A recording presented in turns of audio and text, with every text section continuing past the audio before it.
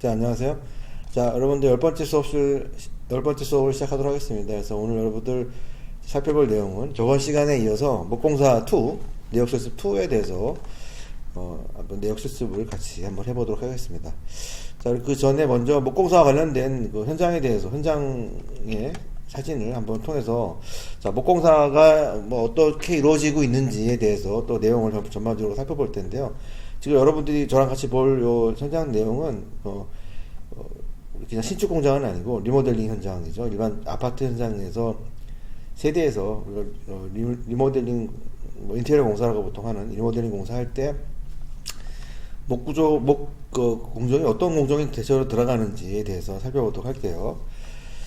자, 그래서 목공사 같은 경우는 좀 규모가 있는 큰 신축이라든지 이런 공사에는 좀 오히려 목공사가 차지하는 비중이 많이 줄어드는 경향이 많았다고 했죠. 그래서 이제 마감재라든가 수장재를 이제 하는 공사의 그 포지션이 좀 많이 크고, 예전에는 뭐 구조재라든가 이런 것들 다 목공사를 많이 했어요. 그래서 구조재적인 역할이 있었지만은 지금은 갈수록 이제 구조재 같은 것들은 경량철거라든가 이런 부분에서 많이 좀 하고 있고, 실제로 목공사의 그 포지션은 수장재라든가 이런 내장재 위주로 좀 바뀌고 있다는 거를 살펴보는데, 그럼에도 불구하고 우리 세대 같은 경우, 조금 아파트 같은 공사할 때는 공정이 많이 들어오는 게 꼭 좋은 건 아니에요. 그래서 공정을 단순화시키는 게 어떻게 보면 현장 진행하는 게 좀 더 수월하기 때문에 일반 경량이라든가 이런 것들 많이 사용 안 하고 웬만한 것들은 다 목구조로 하는 그런 경향이 있습니다. 그래서 그런 관점에서 한번 어떻게 현장들이 이루어지고 있는지를 한번 보도록 할게요. 그래서 자, 먼저 목공사를 이제 진행하게 되면 이제 목자재를 먼저 이제 현장에다 갖다 놔야겠죠. 그래서 자, 목자재 합판을 이제 현장에다 갖다 쌓아 놓은 모습입니다. 그래서 자, 보통 이제 자재 같은 경우는, 목공사 같은 경우는 보통 이렇게 현장에 아파트 세대처럼 이렇게 조그만 규모의 목공사 같은 경우는, 사실은 우리가 자재비 인건비를 따로 계산하지 않고, 인건비만 우리가 보통 인건비만 우리가 계산하고 공사하고, 나머지 자재 같은 경우는 이제 건축주가 직영으로 처리하는 경향이 있어요. 그래서 직영으로 건축주가 필요한 자재를 사다 넣어주고, 이제 목수분들은 인건비만 제공하는, 어떻게 보면 약간 단가도구 같은 개념을 보는 거겠죠. 그래서 일당 얼마씩, 일당 20만원, 장비 같은 거 포함해서 20몇만원, 이런 식으로 해서 인건비를 주게 되는 경우가 많아요. 그래서 자재 같은 경우는 이제 목수분들이 이제 필요한 자재를 이제 요구를 하면 그걸 사다가 갖다 줘야겠죠, 현장 수장이. 자, 그래서 현장에다가 지금 언제까지 합판 몇 장, 구티 몇 장, 다루기 몇 개, 이런 몇 단, 이런 것들을 다, 요구를 하면은, 그거를 어느 시간에 현장에다가 갖다 놔줘야 합니다. 자, 그래서 지금 이렇게 현장에다 갖다 놓은 거예요. 보면 이제 MDF랑 합판 같은 것들이 지금 이렇게 쌓여져 있는 것들 볼 수 있고요. 자, 이쪽에는 석고보드죠. 보통 목자재에서 필요한 그런 보드류 같은 경우는 기본적으로 합판, MDF, 그다음 석고보드 이렇게 구성이 됐다고 보면 돼요. 그래서 각각의 마감재가 어떤 거를 쓸 것인지에 따라서 디테일도 보면 알겠지만, 내가 어떤 마감을 할 것인지, 벽지를 할 것인지, 보통 벽지 하면은 석고보드 바탕으로 하면 되고, 그리고 일반적으로 보통 합판이 튼튼하기 때문에 합판으로 많이 하고, 또 도장을 해야 되는 경우에는 MDF라든가, 그러니까 필름이라든가 이런 도장 시공을 하게 되는 경우에는 MDF라든가 석고보드 같은 것들, 합판 같은 경우는 도장이 안 되는 거죠. 그래서 우리가 일반적으로 실내에서 아파트 세대에서 보통 벽지를 많이 시공하잖아요. 그래서 벽지를 시공할 때에는 그냥 석고보드다가 벽지 시공하는 것이 제일 편합니다. 그래서 화재라든가 시공성도 용이하고, 그래서 석고보드를 화재에 대응하는 그런 방화라든가 내화 구조 측면에서나 시공성적인 측면에서 봤을 때 석고보드가 굉장히 유리하죠. 그래서 웬만하면 석고보드를 이제 많이 쓰는 게 사실 공정이라든가 이런 게 공사를 진행하는 데서는 좀 오히려 수월하게 진행되는 그런 편이죠. 그래서 지금 석고보드랑 MDF 합판이 다 쌓여져 있는 모습을 여러분들이 사진에서 볼 수 있고요. 자, 이 같은 것도 합판이 석고보드죠. 석고보드 같은 경우는 또 옆에 보면 이게 일반 석고보드예요. 일반 석고보드고, 또 도장용 석고보드가 있긴 있습니다. 테파보드라고. 그리고 지금 방수 석고보드는 지금 뒤에 쌓아놓지 없는데, 방수 석고보드 같은 경우는 이렇게 파란색으로 전면이 되어 있죠. 자, 이거는 지금 강목이죠. 다루기라고 하는 강목. 3x3짜리 강목, 가장 기본적인 강목이죠. 자, 이것들도 구조재로서, 바탕재를 세우기 위한 구조재로서 이렇게 세워놓고, 현장에다 쌓아놓은 거고요. 자, 그래서 현장에다가 자재를 먼저 반입을 하게 되고요. 그 다음에 자재를 반입하게 되면은 뭐 여러 공사가 있겠지만은 먼저 시행하는 공사 중에 하나가 이제 목창호 공사예요. 그래서 우리가 문틀 같은 것들을 이제 떼어내고 다시 문틀을 설치하고 문짝을 다시 살아야 되는데, 자, 그래서 문틀을 설치하기 위해서 지금 이렇게 문틀을 잡아주는 지금 공사입니다. 그래서 중간에 보면 하얀색으로 된 문틀을 세워놓고, 그 다음에 하얀색으로 된 이게 우레타 폼이에요. 그래서 우레타 폼을 싸가지고, 뭐 기밀성이라든가 단열성도 좋게 하겠지만, 우레타 폼을 싸면서 이게 우레타 폼이 굳으면서 팽창이 되면서 이 문짝 사이즈를 정확하게 이렇게 지금 강목으로 미리 살짝 대놓은 거죠. 그래서 여기 부풀어 오르더라도 문짝 사이즈가 변형이 안 되게끔 이렇게 강목으로 잡아 놓은 겁니다. 그래서 자, 이렇게 시공하고, 지금 보면은 이제 가트를 잡아놓은 다음에 이제 본틀을 이렇게 설치를 하고, 그리고 설치하는 모습이죠. 자, 그런 다음에 이제 여러 가지 문틀을 이거 같은 경우는 이제 PVC 소재로 된 ABS 프레임을 갖다 넣었는데, 사실은 이제 ABS 같은 경우는 이제 플라스틱 소재라서 화장실이라든가 이런 데서는 그냥 기성품으로 갖다가 그냥 쓰면은 되는 그런 문틀이고요. 일반적으로 목자재로 할 때는 직접 이렇게 다 하나하나씩 합판이나 MDF를 켜가지고 이렇게 프레임을 막 작성을 합니다.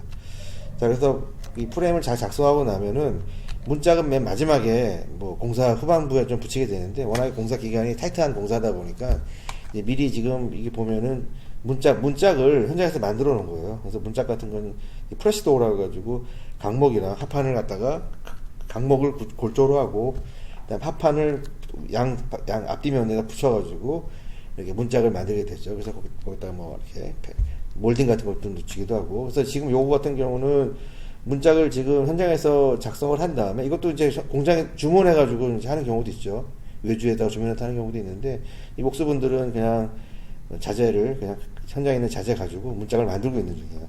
그래서 문짝을 이렇게 만들고 나면은 문짝이 여기 뒤틀어질 수가 있습니다. 굳으면서. 그래서 그거를 방지하기 위해서 문짝을 이렇게 쌓아놓은 거예요. 그래서 한 2, 3일 정도 쌓아놓으면은 문짝이 정확하게 이제 틀어지지 않고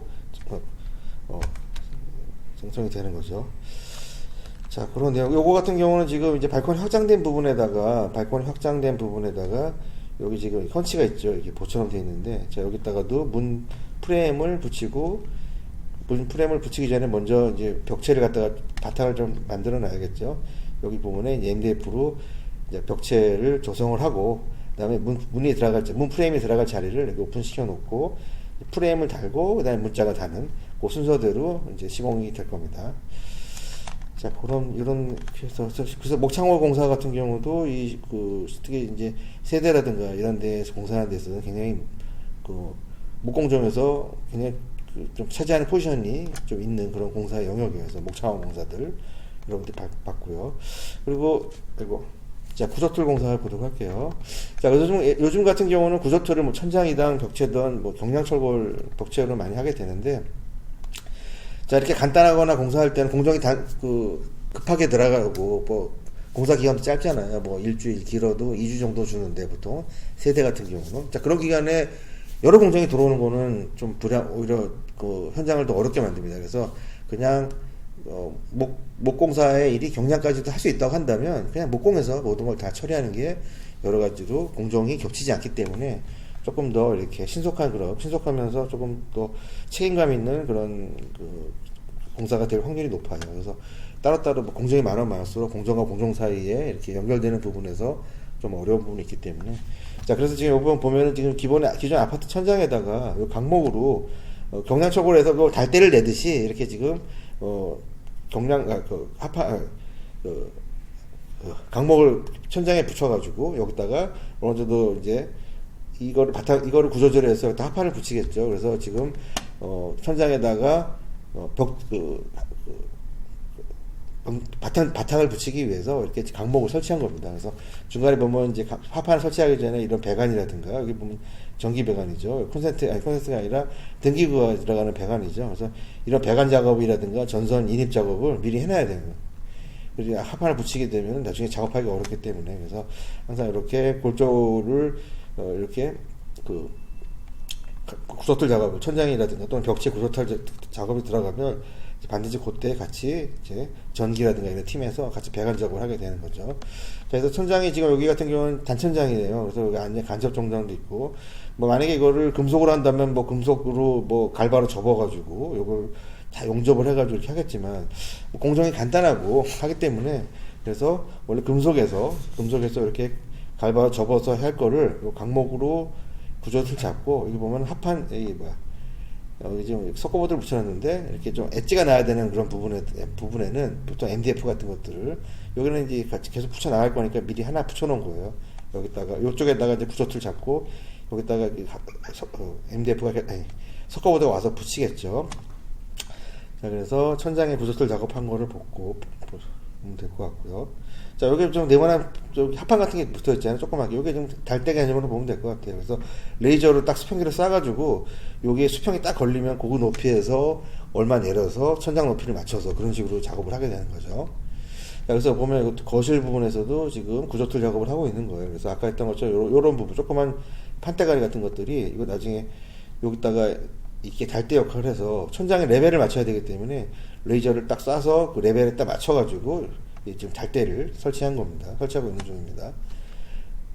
그래서 중간중간에 이렇게 배관 작업도 같이 하면서 구조틀을 작업을 하게 되고요. 그 다음에 이제 왼쪽에서 여기 보면은 높이를 어느 정도 맞춰가지고 천장 구조틀을 만드는 건데, 구조틀 같은 경우는 우리가 경량철골 천정에서 이렇게 엠바가 있고, 그 다음에 엠바를 고정하는 캐링이 있었잖아요. 그래서 요런 부분들, 지금 가로로 되어 있는 요런 부분들이 어떻게 보면 캐링 같은 느낌이에요. 캐링이라고 보면 되고, 자, 마감재를 붙여야 될, 마감재, 천장에 바탕재가 붙는 부분들은 요 엠바에서 붙는 거죠. 그래서 엠바 간격이, 요 지금 여기 MDF가 아니라, 요 석고보드가 붙어 있잖아요. 석고보드 사이즈가 900이거나 폭이 뭐 1200이 있을 수 있잖아요. 그래서 900이면은 뭐 450 간격으로 좀 이렇게 구조틀을 만들고 있는 겁니다.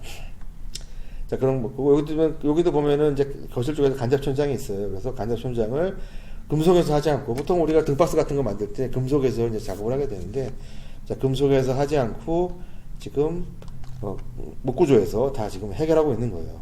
그러니까 어떻게 보면 공정이 좀 간다는 거죠. 이거 만약에 금속으로 하려고 한다면 경량팀 불러다가 또 용접하고 한 다음에 그 다음에 또 목공팀이 또 들어가가지고 석고보드 붙이고 막 이래야 되는 상황인데, 그러려면은 뭐 금속에서도 할 수 있는 거, 경량팀에서도 뭐 석고보드 같은 거는 붙일 수 있거든요. 그러면 금속에서 석고보드를 붙이는 거랑 또 목공팀은 또 어차피 들어야 되니까 또 목공팀이 할 수 있는 부분들이 살짝 겹쳐요. 중간에 겹쳐서 할 수 있는 그런 부분들이 있기 때문에 상당히 그 부분들을 나누기도 애매하고 여러 가지로 좀 어렵습니다. 그래서 이런 경우에는 그 경량에서 다 하기가 힘드니까 그냥 목공에서 전부 다 그냥 해버리는 겁니다. 그래서 조그만 인테리어 공사 같은 것들, 뭐 카페라든지 이런 것들은 그냥 목수 한 분만, 목공 반장님 한 분 데리고 그냥 공사하는 겁니다. 마지막에 마감만 붙이면 되는 거죠. 자, 그래서 지금 천장에서 구조틀 작업하고 있는 거를 좀 보고 있고요. 그래서 구조틀을 작업한 다음에 여기다가 이제 바탕재를 붙이겠죠. 이제 바탕재는 보통 최종 마감에 따라 다르겠지만, 요 거실은 마감이 벽지이기 때문에 그냥 바탕은 석고보드를 붙이면 될 것 같아요. 자, 이런 게 있고, 또 벽체에다가도 또 구조틀 작업을 좀 할 수 있어요. 그래서 자, 요거는 지금 주방 쪽이에요. 주방 쪽인데 여기 보면은 이제 난방용 분배기도 있고, 여기 보면 이렇게 배관들이 올라오잖아요. 이거 지금 온수 배관, 냉수 배관이고요. 자, 이쪽 벽에다가는 그냥 어떤 마감이 들어갈지, 마감냐에 따라서 달라지는데, 보통 우리가 주방 쪽에다가 이 상부장이 있고 하부장이 이렇게 있게 돼요. 위에 상부장이고 밑에 하부장인데, 그 사이에 이렇게 타일이 들어가는 경우가 있어요. 그런 경우에는 타일 붙이고, 타일만 이렇게 붙이고, 모탈로 붙이고, 위아래로 그냥 가구로 해서 막아버리고, 이렇게 하는 경우가 많이 있어요. 근데 여기 같은 경우는 이제 마감재가 박판 타일이라 가지고, 타일 한 장이 굉장히 큽니다. 타일 한 장이 거의 이만한 타일이에요. 타일 한 장이, 이게 전체가 다 타일 한 장으로 붙인 한 반 정도, 이 전체가 한 타일 2장 정도가 붙는 그런 마감재입니다. 박판 타일이라고 조금 비싼 타일이죠. 그러니까 돌 같은 경우도 중간에 줄눈이 있으면은 좀 안 좋으니까 줄눈이 없게 보이려고 한 판으로 보이게 하고, 보통 호텔 같은 경우 우리 석공사할 때 한 판으로 붙이는 경우도 있잖아요. 우리 그래서 그런 개념을 좀 고급스럽게 연출하기 위해서 박판 타일을 붙이려고 하다 보니까 자 박판 타일을 붙이려면 그냥 몰탈 몰탈 그냥 붙여가지고 습식공법으로 붙일 수가 없어요. 그래서 왜냐면 워낙 자재도 무겁고 그래서 어쨌든 이 뒤쪽에다가 조금 바탕이 조금 경사도 안 지고 아주 정확한 그런 직각으로 된 그런 바탕이 있어야지만 시공이 가능하기 때문에 자, 그 타일 시공자의 그 요구 조건을 이제 맞추기 위해서 이쪽에다가 이제 석고보드를 아주 균일하게 평을 잡게 하기 위해서 이 구석틀 작업을 하고 있는 겁니다. 구석틀 작업을 해서 석고보드를 제대로 붙이는 거죠. 그래야 이 박판, 나중에 박판 최종 마감지에 박판 타일을 붙일 수가 있어요. 그렇지 않고 요거 지금 콘크리트 지금 바탕면에다가 어쨌든 막 몰탈 붙이고 뭐 해서 앵글 붙이고 해가지고 천물 좀 조정해서 하기에는 공사가 진행이 안 됩니다. 어렵습니다. 그런 건 시공이. 자, 그래서 그 작업을 위해서 지금 이제 구석틀 작업을 하고 있는 거고, 구석틀 작업이 끝나고 나면 여기다가 이제 방수 석고보드를 붙이겠죠. 아마 뒤에 사진이 있을 텐데, 그거 이따가 보시고. 자, 그리고 마찬가지로 여기 좀 코너 부분도 이쪽에도 타일이 붙는 거죠. 자, 그리고 요거 같은 경우는 날개벽인데, 이제 현관 쪽에, 이제 현관 쪽인데, 이쪽 거실 쪽, 이 거실 쪽에 현관 쪽이 오픈되어 있는 조그만 세대다 보니까 좀 오픈되어 있었죠. 그래서, 자, 이거를 그냥 날개벽 하나 세우고, 양쪽으로 가구를 이제 붙이기 위해서 이렇게 날개벽 작업을 하고 있는 겁니다. 자, 이 날개벽 작업 하는 경우도 지금 보면은 구조틀 작업을 한 다음에 석고보드를 붙이고 있죠. 그래서 요거 구조틀 같은 경우는, 2x4, 그러니까, 2x4 좀 두꺼운 강목, 정사각형이 아니라 약간 직사각 형태의 그 강목을 가지고 이제 구조틀 작업을 하고 있는 겁니다. 그래서 앞뒤로 석고보드를 붙이는 모습이고요. 자, 그리고 또 봅시다. 그래서 아까 봤던 거 중에서 이제 그 구조틀 작업이 끝나고 나면 이렇게 지금 방수 석고보드를 붙이고 있는 거예요. 근데 요거 방수 석고보드는 색깔이 좀 파란색으로 되어 있는 거죠. 자, 그래서 요거를 붙이고 있고, 지금 방수 석고보드를 다 붙인 모습이에요. 그래서 요 지금 면이 아주 균일하게 되어 있어야지만, 이제 본드로 붙일 수가 있고, 본드로 이제 박판 타일을 붙일 수 있기 때문에 지금 하는 거죠. 이거가 최종 모습이 하나 있나요? 제가 가지고 있는 게, 박판 타일 가까운 모습이 없는데, 자, 여기인가요? 요거 지금 하고 이렇게 요거죠. 지금 확대해서 보면, 여기 지금 박판 타일이에요. 그래서, 여기서부터 여기까지 한 장으로 붙여놓은 거예요. 중간에 하나 매지가 있죠. 하나 이모가 이렇게 큰 거기 때문에, 좌측, 왼쪽은 지금 이렇게 찍은 지금 사진이, 제가 요거 못 찾아가지고, 어쨌든, 자, 요 부분에다가 이렇게 타일 붙이기 위해서 바탕 작업을 하는 거다. 라고 하는 거를 여러분들이 보면 될 것 같고요.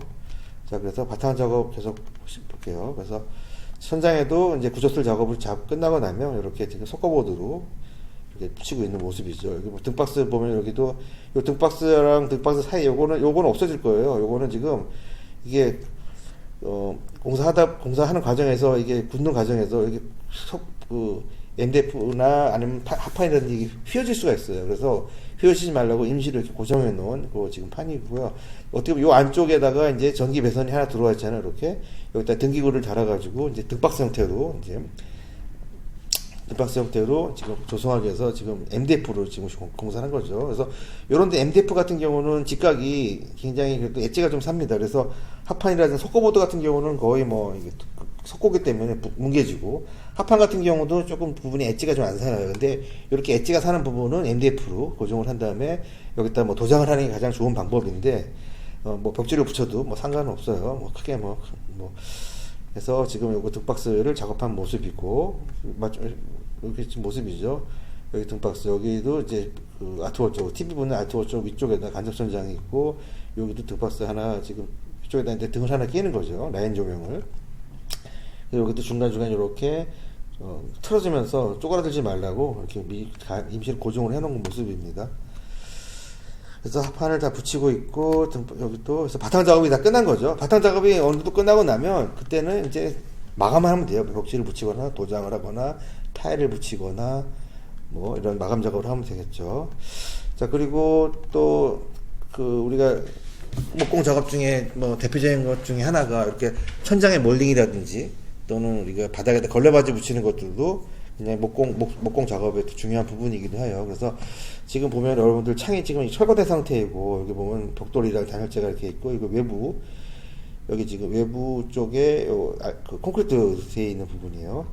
자, 그래서 여기 부분 같은 경우는 기존에 요 창을 좀 뗀 자리거든요. 그래서 뗀 자리면 이쪽이 우부 파여져 있는 거죠. 여기 커트박스예요. 여기 보면 창이 여기에 붙을 거고, 이쪽 부분이 여기 지금 막 틀어진 부분이 커트박스입니다. 그래서 커트박스가 보통 안으로 매입이 돼 있잖아요. 그래서 이 커트박스랑 여기 천장이랑 만나는 부분에서 레벨차가 달라지죠. 이 커트박스가 위로 올라가는 상태이죠. 그래서 여기도 이제 금속으로 할 건지 목으로 할 건지 여러분이 결정을 해야 합니다. 설계 당시에 설계할 때.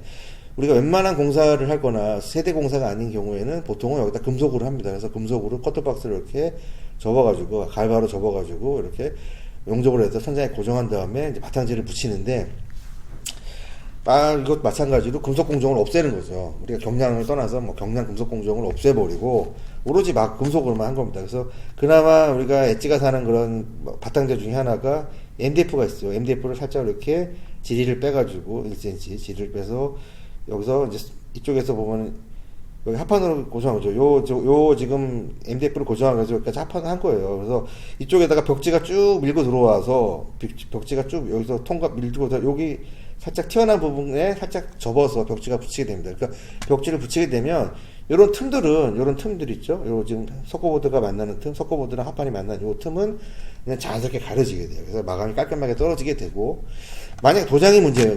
만약에 도장을 하게 되면 천장에다가 도장은 퍼티를 해줘야 되고 정확하게 해줘야 된다. 그래서 이런 부분에 다 퍼티를 다 하고, 그래서 우리가 다음 시간에 아마 도장일 텐데, 도장 같은 거 할 때는 이렇게 올퍼티라든가 올퍼티가 기준인데, 이렇게 뭐 줄퍼티 같은 걸 해서 또 샌딩하고, 그렇게 되면 이런 데가 마감이 이질이 나면 뭐 석고보드랑 합판이 이게 MDF죠. 석고보드랑 MDF가 중간 사이에 이렇게 이런 부분에 하자가 날 확률이 많아요. 그래서 도장 시공하는 게 상당히 까다롭습니다. 그래서 자, 그런 부분들이 여러분들이 보면 되고요. 근데 뭐 벽지 같은 경우는 이런 걸 뭉개져서 그냥 덮어놔도 그렇게 이상한 티가 안 나요.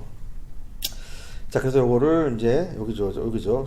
합판이 있고, 요 같은 건 합판 붙여놓고, 또 우리가 커튼 달 때 레일 달아야 되는데, 요 위에다 합판으로 시공을 해놔야 레일이 떨어지지 않겠죠. 뭐 MDF라든지 석고보드 같은 경우는 이게 피스 같은 것들이 박아놔도 이게 힘을 받으면 떨어질 수가 있기 때문에, 자, 이렇게 합판 시공을 하고, 또 간접 조명이 아마 들어갈 겁니다. 자, 이렇게 지금 이제 천장에다가 이렇게 뭐 커트박스를 조성한다든지, 또 천장에다 몰딩을 붙인다든지, 또는 이렇게 바닥에다가도 기존에 지금 그 MDF를 몰딩으로 붙여서 마지막에 도장하고 이제 벽지로 시공을 하면 되겠죠. 자, 이런 내용들이 이제 뭐 일반적으로 우리가 구조틀 작업이라든지 바탕 작업을 하는 데 있어서의 대표적, 그리고 목창호 작업, 창호에 우리 창호 문에 이제 프레임 작업하고, 그리고 이제 뭐 커트박스라든가 몰딩이라든가 걸레바지 하는 작업들, 이런 작업들이 자, 우리 목공사에서 마감재, 수장재의 역할이 아닌 구조재랑 바탕재의 역할로 이제 하는 그런 대표적인 그런 내용들이에요. 보통 세대를 공사할 때 이런 공정들이 많이 들어가게 됩니다. 자, 그래서 지금 목공사와 관련된 뭐 공정들에 대해서 수장이랑 마감재의 역할이 아닌 부분에 대해서 뭐 여러분 간단하게 이렇게 참 살펴봤고요. 잠깐 쉬었다가 이제 세대에 관련된 구조 내역 실습을 해보도록 할게요. 잠깐 쉴게요.